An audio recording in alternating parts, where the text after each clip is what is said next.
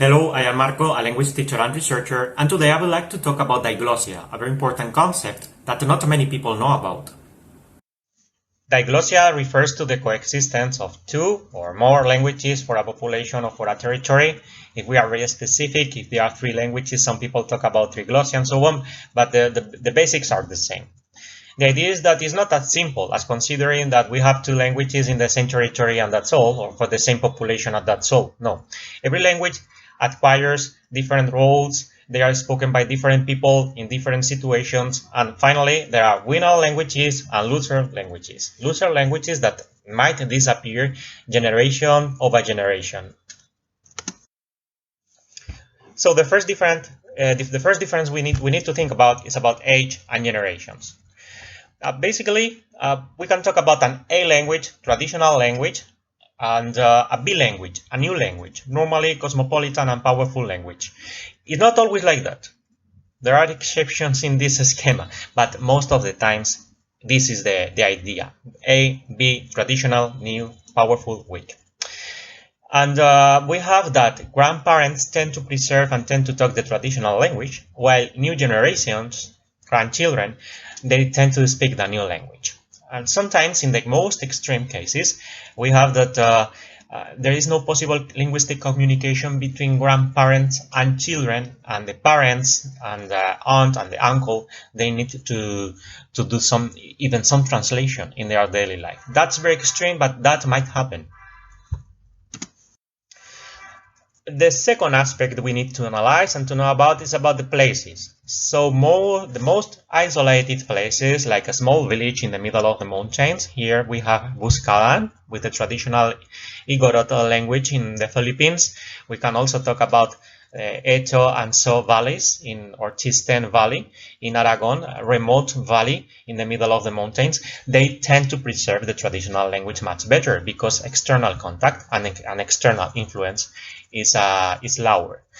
On the contrary, in the cities, we have roads, we have communications, we have better networks, we have airports, so communication is much bigger, and that promotes the establishment of the new language.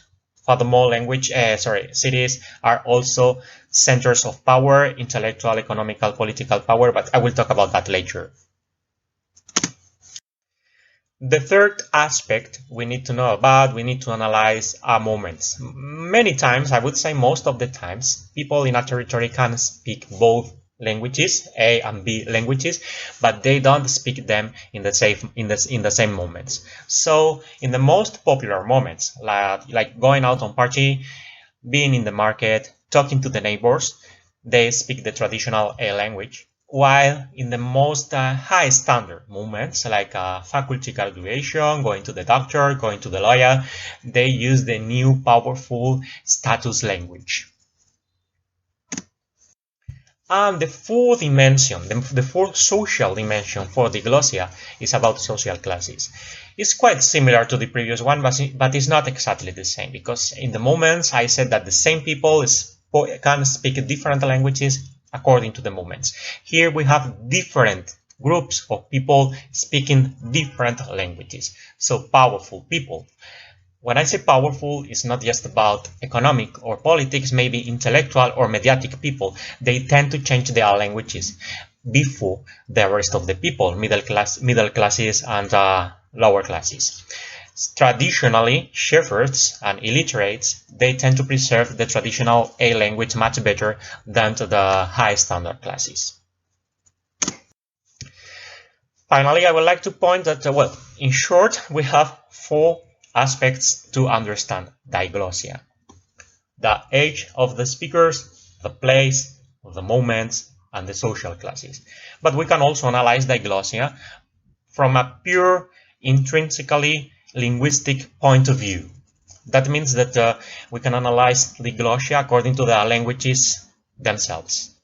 So we have that both languages influence each other. Obviously, the powerful language influences the weak language. So we focus on Aragonese language that I mentioned before. We have that it acquired and it continuously acquires more and more Spanish words because Spanish is the popular new language. But even if we focus on Spanish, and we compare Spanish with the English language, new, more popular, more powerful language, Spanish is getting more and more words from English.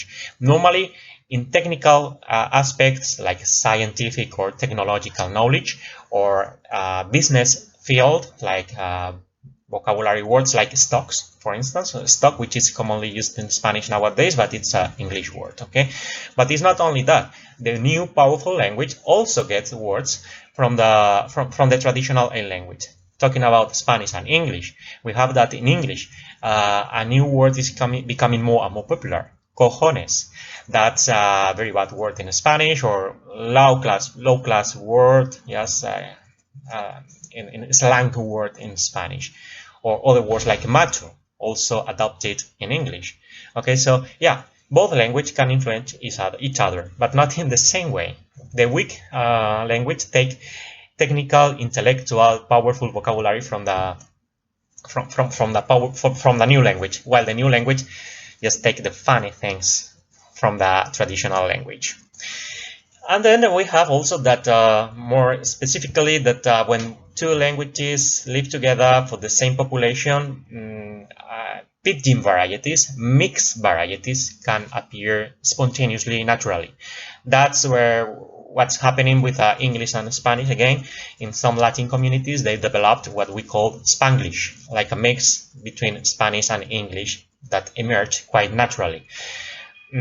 But that's not the proper language, because it's not transmitted generation over generation. It's just a variety that appears according to the moment. But if this variety is transmitted to the children, to the babies, and it becomes a mother tongue, a new mother tongue, then we talk about Creole languages. There are Creole languages, especially in societies that haven't had access to education, like African, Caribbean, or Asian societies. Here we have an example, the Chabacano Creole languages, Spanish-based Creole languages with influences of the Filipino languages. Linguistic contact and diglossia, it's common in our societies and in our countries nowadays, and it has been common during the history. Unfortunately, many people think that linguistic contact is just about two different languages staying together in the same place or spoken by the same population, and that's all. And it's much more difficult and it's much more complex than that. I think that these kind of processes, diglossia, must be studied at basic levels. Everybody must have a bit of knowledge of this, and that's what I try to do, and that's what I try to help about with this bill today.